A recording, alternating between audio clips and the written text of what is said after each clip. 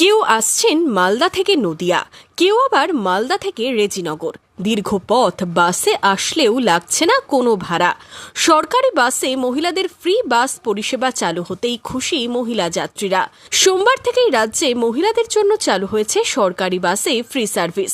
বহরমপুরে সরকারি বাস ডিপোতে দেখা গেল সরকারি বাসে মহিলা যাত্রীরা উঠে টিকিট কাটলেও লাগছে না কোনো টাকা।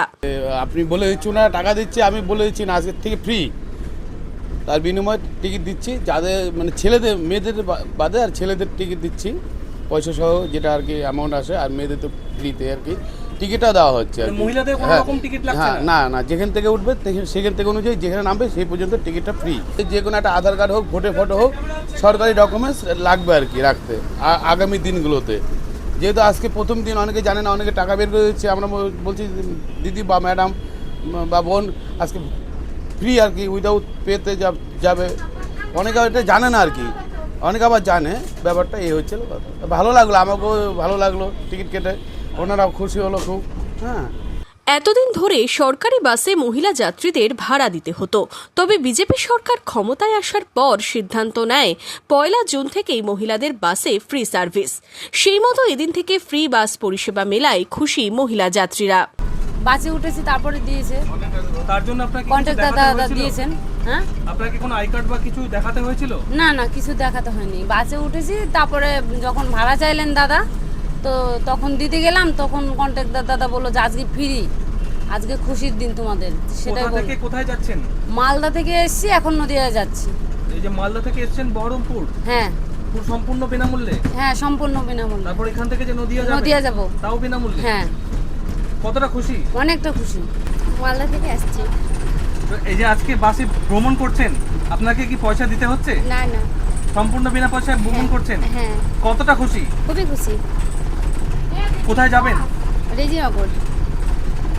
কি বলতে চাইছেন? খুব ভালো লাগছে, খুব আনন্দ লাগছে। আমার বলে টিকিট বিনা পয়সা হবে, টিকিটটা ধরে থাকুন, যখন আসবে তখন দেবে। কে বললো?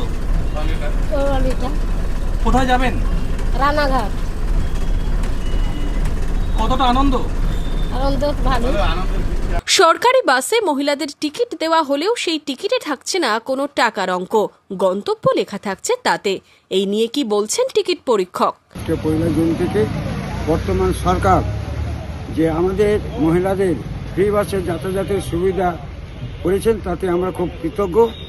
এবং আমরা সকাল থেকে পরিষেবা দিচ্ছি, গাড়িতে উঠে আমরা চেকিং করছি, ছেলেদের টিকিট চেক করছি, তার সঙ্গে মেয়েদের যে বিনা পয়সা যাতায়াত, সেটা 0 টিকিট অনুসারে তাদেরকে দেওয়া হচ্ছে।